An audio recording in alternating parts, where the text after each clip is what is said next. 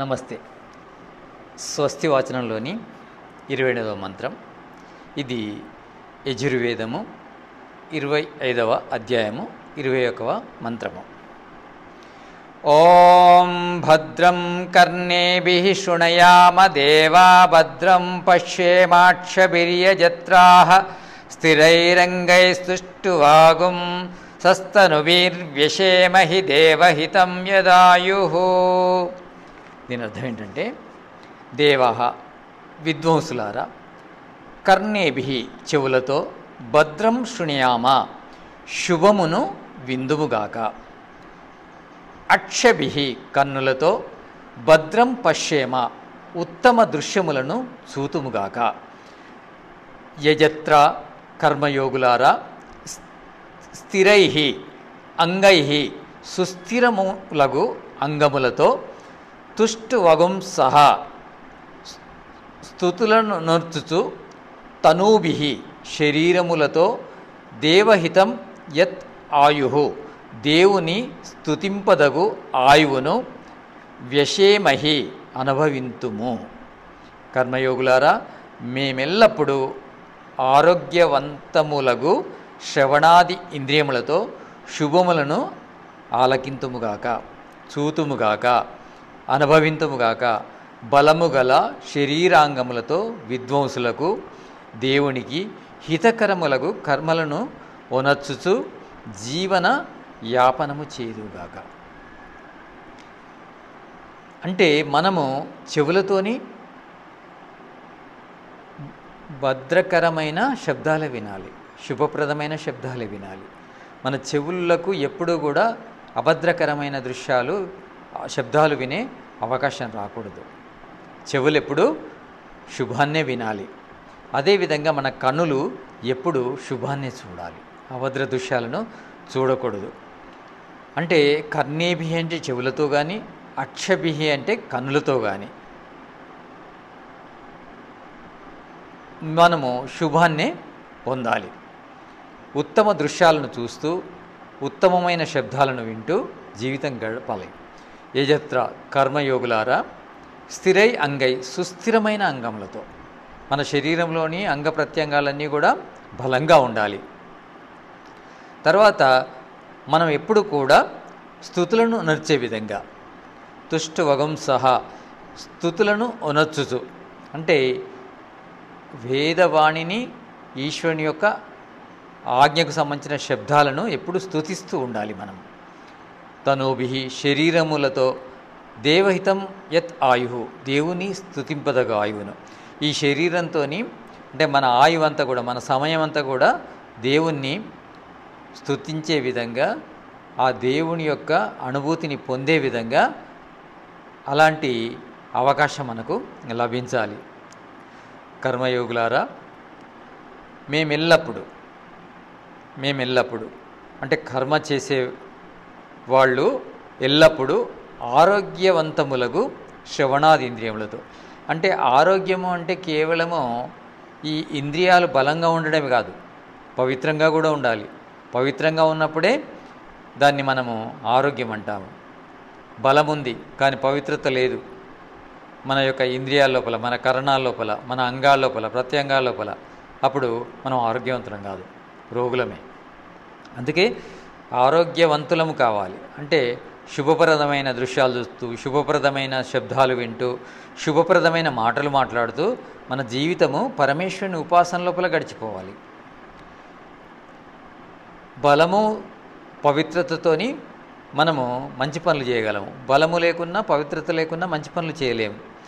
దేవునికి హితకరమగు కర్మలు అంటే ఈశ్వరుడు ఏదైతే ఆజ్ఞాపించాడో అది చేయాలి.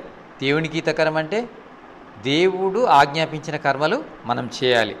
మన జీవన యానము అంటే మన జీవితం అంతా కూడా ఈ మంచి కర్మల యందే గడిచిపోవాలనేది ఈ మంత్రం యొక్క అభిప్రాయం. ఇక 29వ మంత్రము. ఇది సామవేదంలోని మంత్రం. ఏంటంటే,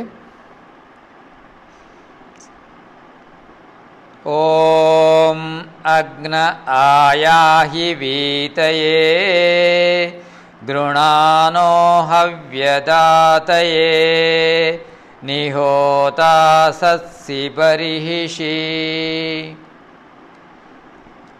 దీని అర్థం ఏంటంటే, ఈ సామవేదం యొక్క మంత్రం యొక్క అర్థం ఇది: అగ్నే ప్రకాశస్వరూప బీతయే ముక్తి ప్రాప్తికి ముక్తి నొసంగుటకు ఆయహి రమ్ము. చిత్త ఏకాగ్రతను కలిగింపుము. హవ్యదాతయే ఇష్ట ఫలములను ఇచ్చుటకు గృణానః స్తుతికనుకూలముగా నిహోత ప్రపంచమును నిర్మింతువు నశింపజేయుదువు. ఆ పరమేశ్వరుడు నిర్మిస్తాడు, నశింపజేస్తాడు. బర్హిషి అంతర్బాహ్యములలో సత్సి ఉందువు, లోపలుంటావు బయటుంటావు. అనురోరణ్యాన్ మహతోమయ్యాన్. ఓ ప్రకాశస్వరూప పరమేశ్వర, నీవు ముక్తిదాతవు. మనకు ముక్తి ఎవరిస్తారు? ఆ పరమేశ్వరుడు ఇస్తాడు. ముక్తి అంటే ఏంది? అత్యంత దుఃఖ నివృత్తి. ఇదే ఈ ఆత్మ యొక్క అత్యంత ప్రయోజనం, అత్యంత పురుషార్థము, అత్యంత ప్రయోజనం ఏంటిది? మనము అత్యంత దుఃఖ నివృత్తిని సాధించాలి. అత్యంత దుఃఖ నివృత్తి ఎక్కడ లభిస్తుంది? ముక్తిలో లభిస్తుంది. ఆ ముక్తినిచ్చేవారెవరు?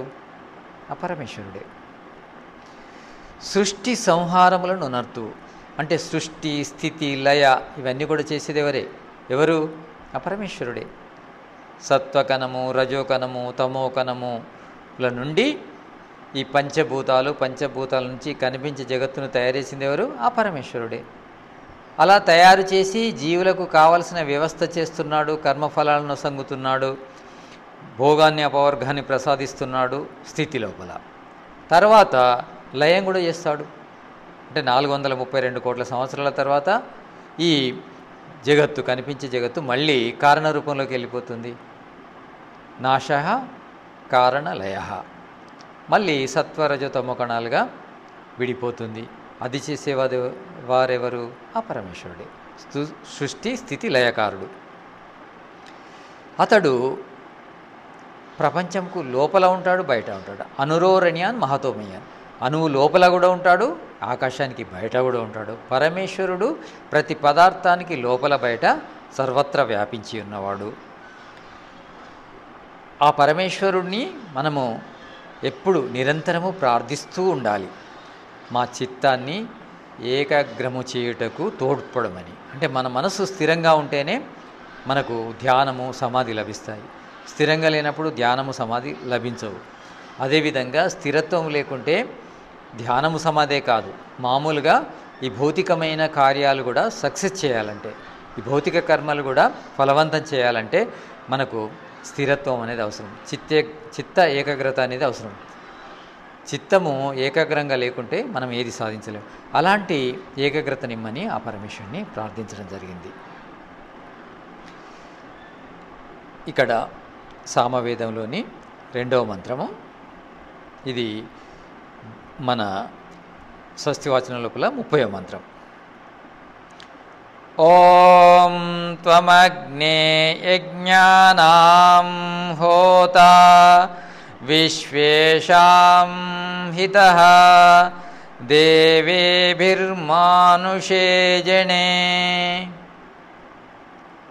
ఈ మంత్రం ఏం చెప్తుందంటే, ఈ సామవేద మంత్రం, అగ్నే ప్రకాశస్వరూప ప్రభు త్వం నీవు యజ్ఞానాం యజ్ఞములను హోత పూర్తి చేయువాడవు, విశ్వేషాం ఎల్లరకు హితః మేలు చేయువాడవు, మానుషే జనే మనుష్య జన్మమందు దేవేభి దివ్యగుణములతో నీవుందు.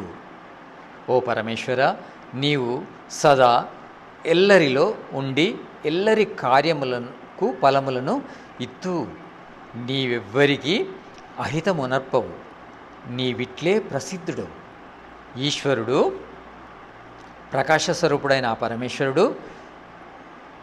పరమేశ్వరుడు ఎలాంటి వాడంటే యజ్ఞములను హోత పూర్తి చేయవాడు. మనం చేసే గొప్ప గొప్ప కార్యాలను యజ్ఞాలంటారు. అంటే హితము చేసే కార్యాన్ని యజ్ఞము అంటారు. యజ్ఞము అంటే కళ్యాణం చేసే కర్మలను యజ్ఞాలంటారు. ఆ యజ్ఞాలను పూర్తి చేయవాడెవరు? ఆ పరమేశ్వరుడే. యజ్ఞానాం హోత, అంటే కళ్యాణకర్మకు ఈ కార్యములను పూర్తి చేసే వాడు ఆ పరమేశ్వరుడే. విశ్వేషాం, ఎల్లరకు, అంటే ప్రతి జీవికి ప్రతి మానవుడికి ఆ పరమేశ్వరుడు సాయం చేస్తూనే ఉంటాడు. అంటే మానవేతర జన్మల్లో కూడా ఈశ్వరుడు వాటి యొక్క పాపాన్ని తగ్గిస్తుంటాడు. పాపం తగ్గడం వల్ల ఏమవుతుంది? మానవ జన్మ వస్తుంది. అంటే భోగయంలో జన్మ ఎందుకు వస్తుంది? పాపాన్ని నశింపజేసుకోవడం కోసం, మళ్ళీ మానవ జన్మ ఎత్తడం కోసమే. అంటే దేవుడు ఆ విధంగా కూడా వాటికి సాయం చేస్తున్నాడు, మనుషులకు సాయం చేస్తున్నాడు. మానుషే జనే, మనుష్య జన్మమందు దేవేభి, దివ్యమైన గుణములు ఇస్తాడు. అంటే మనుష్య జన్మ ఎప్పుడైతే జీవుడు మానవ దేహాన్ని పొందుతాడో అప్పుడు దివ్యమైన గుణ కర్మ స్వభావాలు మనకు లభిస్తాయి ఈ మానవ దేహం ద్వారా. అంటే మనము పుణ్యాన్ని చేసుకున్నప్పుడు మనకు ఈశ్వరుడు మానవ దేహాన్ని ఇస్తాడు. ఆ మానవ దేహం లోపల మనకు దివ్యమైన గుణకర్మ స్వభావాలు ఉంటాయి. అంటే దివ్యత్వం ఉంటుంది. దివ్యత్వం దేనివల్ల ఉంటుంది? మస్తిష్కం వల్ల వస్తుంది. కనుక మంచి మస్తిష్కం దొరుకుతుంది కనుక మానవ జన్మ లోపల దివ్యమైన గుణాలు ఉంటాయి మనకు. ఓ పరమేశ్వర, నీవు సదా, నీవు ఎల్లప్పుడూ కూడా అందరి లోపల అన్ని కార్యాలను చూస్తూ వాటికి తగిన ఫలాలు ఇస్తున్నావు. నువ్వు న్యాయకారివి, దయాళువు. అంతేకాదు ఈశ్వరుడు మనం పుణ్యం చేస్తుంటే మనకు ఇష్టమైన కోరికలు తీరుస్తాడు. అంటే మనం పుణ్యకర్మలు చేస్తూ మనం ఏదైతే కోరుకుంటామో అది పూర్తి చేస్తాడు. ఆ పరమేశ్వరుడు ఎవ్వరి కూడా అహితం చేయడు, ఎప్పుడు కూడా హితం చేయడం కోసమే ప్రయత్నం చేస్తుంటాడు. అందుకే పరమేశ్వరుడు ఇంత మంచి జగత్తునిచ్చేసి మనకు వేద జ్ఞానాన్ని కూడా ఇచ్చాడు. ఆ వేద జ్ఞానాన్ని మానవులందరూ పొంది మానవేతర జన్మలు పొందకుండా ఈ జన్మను సద్వినియోగం చేసుకొని మోక్షాన్ని పొందాలి. ఆ విధంగా పరమేశ్వరుడు ఈ జగత్తును నిర్మించాడు, వేదాన్ని ప్రకటించాడు. ఇక స్వస్తివాచనంలోని చివరి మంత్రం ఇదేంటంటే, ఓం ఏ త్రిశప్తాః పర్యంతి విశ్వారూపాణి బిభ్రతః వాచస్పతిర్బలాతేషాం తన్వో అద్య దదాతు మే. ఇది స్వస్తివాచనంలో చివరి మంత్రము. ఇదేం చెప్తుందంటే, ఏ త్రిశప్తాః 21 పదార్థములు ఎయ్యవి కలవో అవి విశ్వరూపాన్ని, వివిధ రూపములను బిభ్రతః ధరించుచు పర్యంతి మార్పు చెందుతుండును. వాచస్పతి వేదరక్షకుడగు దేవుడు తేషాం బల వాని బలమును అద్య ఇప్పుడు మే తన్వః నా శరీరమున దదాతు ఉంచుగాక. పంచభూతములు, పంచ జ్ఞానేంద్రియాలు, పంచ కర్మేంద్రియాలు, అంతఃకరణము, పంచప్రాణములు కలిసి 21 అగును. ఇవి ఎల్లప్పుడూ మారి నానా రూపములను ధరించును. పరమేశ్వరుడు నా శరీరమున వీన్ని బలయుక్తం చేయగాక. ఇక్కడ ఏ త్రిశప్తాః 21 పదార్థములు కలది, అంటే 21 తత్వాలతో కూడినది. అంటే నిజానికి చెప్పాలంటే 24 తత్వాలు ప్రకృతికి సంబంధించినవి ఉన్నాయి. 24 తత్వాలను 21 తత్వాలుగా కూడా చెప్పచ్చు. 21 తత్వాలు ఏంటంటే మనకు 5 జ్ఞానేంద్రియాలు, 5 కర్మేంద్రియాలు, తర్వాత 5 స్థూలభూతాలు, 5 సూక్ష్మభూతాలు. తర్వాత ఇక్కడ అంటే అహంకారంతో కూడిన బుద్ధి ఒక తత్వం అవుతుంది, తర్వాత మనసు ఒక తత్వం అవుతుంది. ఇలా మనము అంటే అంతఃకరణం అంతా కూడా ఒక తత్వాన్ని తీసుకోవచ్చు, 21 తత్వం అవుతుంది. ఇక అహంకారాన్ని బుద్ధిని కలిపితే 22 తత్వాలు అవుతాయి. లేదా 3 అంతఃకరణంలో 3 తీసుకుంటే అంటే మనసు, మహాతత్వము, అహంకారాన్ని తీసుకుంటే 23 తత్వాలు అవుతాయి. 24 తత్వం అంటే మూల ప్రకృతి ఇస్తే 24 తత్వాలు అవుతాయి. కానీ ఇక్కడ ఈ మంత్రం లోపల 21 తత్వాలు. 21 తత్వాలు అంటే అంతఃకరణాన్ని ఒకటిగా చెప్పడం జరిగింది. పంచ జ్ఞానేంద్రియాలు, పంచ కర్మేంద్రియాలు, పంచ స్థూలభూతాలు, పంచ సూక్ష్మభూతాలు. ఇలా అంటే ఇక్కడ ప్రాణాలను తీసుకున్నారు. అంటే సూక్ష్మ భూతాలకు బదులు ప్రాణాలు, పంచ ప్రాణాలను తీసుకోవడం జరిగింది. అంటే పంచ సూక్ష్మభూతాలను కూడా ప్రాణాలుగా మనం అనుకోవడం వీలవుతుంది. ఎలా అంటే ఈ పంచ తన్మాత్రలే, పంచ సూక్ష్మభూతాలను పంచ తన్మాత్రలు అంటారు. ఈ పంచ తన్మాత్రలు ఏదైతే శబ్ద తన్మాత్ర, స్పర్శ తన్మాత్ర, రూప తన్మాత్ర, రస తన్మాత్ర, గంధ తన్మాత్ర ఉన్నాయి చూడండి, ఇవి ప్రాణం ఉత్పత్తికి కారణమవుతాయి. అంటే సూక్ష్మ శరీరంలో ఉండే ఈ 5 తత్వాలు ఈ జీవ పదార్థంలో చేరిన, అంటే సంయుక్త బీజంలో చేరినప్పుడు ప్రాణం ఉత్పత్తికి కారణమయ్యేవి ఈ 5 తత్వాలే, ఈ 5 తన్మాత్రలే, ఈ సూక్ష్మభూతాలే. ఈ సూక్ష్మభూతాలు ఆ జీవ పదార్థంలో ఉన్న స్థూలభూతములతో కలిసినప్పుడు అప్పుడు ప్రాణం ఏర్పడుతుంది, అంటే జీవం ఉద్భవిస్తుంది. అప్పుడు ఆత్మకు ఈ ప్రాణం ఉత్పత్తి అయినప్పుడే ఇంకా అభివృద్ధి అంటే జీవనము, తర్వాత పోషణము జరుగుతుంది. అది దేహాన్ని అభివృద్ధి చేస్తుంది. అంటే పంచతన్మాత్రలు జీవ పదార్థములోని, అంటే సంయుక్త బీజములోని ఆ జీవ పదార్థములోని భూత పరమాణులతో కలిసి ప్రాణాన్ని ఉత్పత్తి చేస్తాయి. ప్రాణము ఉత్పత్తి అయిన తర్వాతనే దేహము అభివృద్ధి అవుతుంది. అంటే ఆ సంయుక్త బీజము పిండంలా, శిశువులా మారుతుంది. మళ్ళీ ప్రసవించిన తర్వాత భూమిపైన పెరుగుతుంది.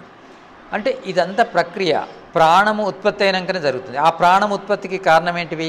పంచతన్మాత్రలు. అందుకే ఇక్కడ పంచతన్మాత్రలు ప్రాణాలుగా తీసుకోవడం జరిగింది. అంటే 21 తత్వాల కల, అంటే మన శరీరము, అంటే 21 తత్వాల ద్వారానే ఆత్మ జ్ఞానాన్ని, కర్మను, భోగాన్ని చేయగలుగుతుంది. లేకుంటే చేయదు. అంటే జ్ఞానాన్ని పొందాలన్నా, కర్మను చేయాలన్నా, భోగాన్ని అనుభవించాలన్నా ఈ 21 తత్వాలు అవసరము. 21 తత్వాల్లో పంచ జ్ఞానేంద్రియాలు, పంచ కర్మేంద్రియాలు, పంచ సూక్ష్మభూతాలు, పంచ స్థూలభూతాలు, 21 తత్వం అయిన అంతఃకరణం. ఈ 21 తత్వము ఒకటి. అంతఃకరణము లోపల 3 ఉంటాయి. మహతత్వం ఉంటుంది, అహంకారం ఉంటుంది, మనసు ఉంటుంది. కానీ దీని మూడింటిని కలిపి ఏమంటారు? అంతఃకరణం అంటారు. అంటే ఆత్మకు దగ్గరగా ఉండే కరణము, లోపల ఉండే కరణం కనుక అంతఃకరణం అవుతుంది. ఈ అంతఃకరణాన్ని ఒకటిగా తీసుకున్నారు. అంటే 21 తత్వాలు గల ఈ అంటే ఈ 21 తత్వాలు ఎవరిచ్చాడు? పరమేశ్వరుడు ఇచ్చారు. పరమేశ్వరుడు ఇచ్చిన ఈ 21 తత్వాలను మనము ధరించి, అంటే ఈ 21 తత్వాలను, ఈ 21 తత్వాల ద్వారానే మన లోపల మార్పులు వస్తుంటాయి. 21 తత్వాలు అంటే 21 తత్వాలు ఎక్కడున్నాయి? సూక్ష్మ శరీరంలో ఉన్నాయి. ఆ 21 తత్వాలు ఈ స్థూల శరీరంలో ప్రవేశిస్తేనే ఈ శరీరంలో మార్పు. ఒక కణము సంయుక్త బీజంలో ప్రవేశించినప్పుడు అది మార్పు చెందుతుంది, వివిధ రూపాలుగా మారుతుంది. అంటే కన్నులుగా, చెవులుగా, వెంట్రుకలుగా, చర్మంగా, ముక్కుగా, నాలుకగా, ఇలా రకరకాలుగా శరీరం లోపల మార్పులు తీసుకొస్తుంది. అంటే ఈ స్థూల సంయుక్త బీజంలో, అంటే ఆ సంయుక్త బీజం లోపల స్త్రీ బీజకణము, పురుష బీజకణము, స్త్రీ సంయోగ బీజకణము, పురుష సంయోగ బీజకణం కలిసి సంయుక్త బీజం, జైగోట్ ఏర్పడుతుంది. ఆ జైగోట్లోకి ఈ 21 తత్వాలు ప్రవేశించినప్పుడే ఆ జైగోట్ లోపల మార్పులు వచ్చి దేహంలా మారుతుంది. అలా ధరించి మార్పు చెందుతుండును. వేదరక్షకుడు దేవుడగు ఆ పరమేశ్వరుడు తేషాం బల, వాని బలమును అద్య ఇప్పుడు నా శరీరమును ఉంచుగాక. ఆ పరమేశ్వరుడు వేదరక్షకుడు పరమేశ్వరుడు, అంటే జ్ఞానాన్ని కూడా ఇచ్చేవాళ్ళు ఎవరు? ఆ పరమేశ్వరుడే. శరీరాన్ని ఇస్తున్నాడు, జ్ఞానాన్ని ఇస్తున్న ఆ పరమేశ్వరుడు ఆ జ్ఞాన బలాన్ని, ఈ శారీరక బలాన్ని నా శరీరం నందు ఉంచుగాక. అంటే సూక్ష్మ శరీరము సంయుక్త బీజములో చేరిన తర్వాత అభివృద్ధి చక్కగా జరగాలి. అభివృద్ధి ఎలా జరగాలంటే శారీరకంగా బాగుండే విధంగా, మేధస్సు కూడా బాగా ఉండే విధంగా అభివృద్ధి జరగాలి. మేధస్సు బాగా ఉంటేనే వేదజ్ఞానాన్ని పొందగలం. వేదజ్ఞానాన్ని పొందితేనే మానవ జన్మ సఫలం అవుతుంది, లేకుంటే కాదు. అంటే జ్ఞానము లేకుండా మానవ జన్మ సఫలం కాదు. కనుక అలాంటి అభివృద్ధి జరగాలి. ఈ 21 తత్వాలు ఆ సంయుక్త బీజంలో చేరిన తర్వాత శారీరకంగా, మానసికంగా ఎదిగే శరీరం, అంటే మానసికంగా, శారీరకంగా ఉన్నతి కల శరీరముగా ఆ అండము పిండంలాగా, ఆ పిండము ఇక శిశువులాగా మంచి దేహంలాగా మారాలి. అలాంటి మార్పును పరమేశ్వరుని ద్వారా మనం కోరుకుంటున్నాం. పంచభూతములు, పంచ జ్ఞానేంద్రియాలు, పంచకర్మేంద్రియాలు ఈ పంచతన్మాత్రలు అంతఃకరణంతో కూడిన ఈ సూక్ష్మ శరీరము సంయుక్త బీజం లోపల ఈ ఆ స్థూల శరీరాన్ని బ్రాహ్మణ శరీరంలాగా మార్చే విధంగా, బ్రాహ్మణ శరీరం అంటే మేధస్సు గల, సాత్వికత అధికం గల, మెదడు లోపల మేధస్సు ఎక్కువ ఎప్పుడు ఉంటుంది? శారీరకంగా సాత్వికత ఎక్కువ ఉంటే మెదడు లోపల మేధస్సు ఎక్కువ ఉంటుంది. కనుక అలాంటి దేహ నిర్మాణం జరగాలని ఈ మంత్రం ద్వారా భగవంతుని ప్రార్థించడం జరిగింది. ఆ పరమేశ్వరుడు మన శరీరాన్ని బలయుక్తం చేయాలి, జ్ఞానయుక్తం చేయాలనేది ఈ మంత్రం యొక్క అభిప్రాయం. దీంతో మనకు స్వస్తివాచన ప్రకరణము అయిపోయింది. అయితే ఇది అంటే ఈ 31 మంత్రాలతో, ఆ 31 మంత్రాల లోపల ఋగ్వేద మంత్రాలు వచ్చాయి, యజుర్వేద మంత్రాలు వచ్చాయి, సామవేద మంత్రాలు వచ్చాయి, చివరికి అథర్వవేద మంత్రము కూడా వచ్చింది. అంటే అన్ని రకాల 4 రకాల అంటే ఋగ్వేదము, యజుర్వేదం, సామ, అథర్వ వేదాల మంత్రాలతోని స్వస్తి వాచనము ఈ విధంగా ప్రతినిత్యము చేసినప్పుడు మనకు శుభమే కలుగుతుంది. ఈ ప్రార్థన అంతా కూడా మన లోపల సంకల్పాన్ని ఉదయింపజేస్తుంది, పవిత్రమైన సంకల్పాన్ని. అంటే ప్రార్థన కేవలం ప్రార్థనే కాదు, మన లోపల జ్ఞానాన్ని కలిగిస్తుంది. ఆ జ్ఞానము ఎలాంటి సంకల్పాన్ని మనం ఎలాంటి లక్ష్యాలను పెట్టుకోవాలనేది కూడా తెలియజేస్తుంది. ఆ లక్ష్యాలను ఏ విధంగా నిర్విఘ్నంగా సాధించాలి అనేది కూడా ఈ వేద మంత్రాల అర్థం తెలియజేస్తుంది. అంటే వేద మంత్రాన్ని మనము జపించడం ద్వారా, దాని అర్థాన్ని భావించడం ద్వారా మన లోపల సత్సంకల్పాలు ఏర్పడతాయి. ఆ సంకల్పాలను నిర్విఘ్నంగా పూర్తి చేసే సామర్థ్యం కూడా మనకు లభిస్తుంది. ఆ విధంగా ప్రతినిత్యము మనము స్వస్తివాచనం చేయాలి. నమస్తే.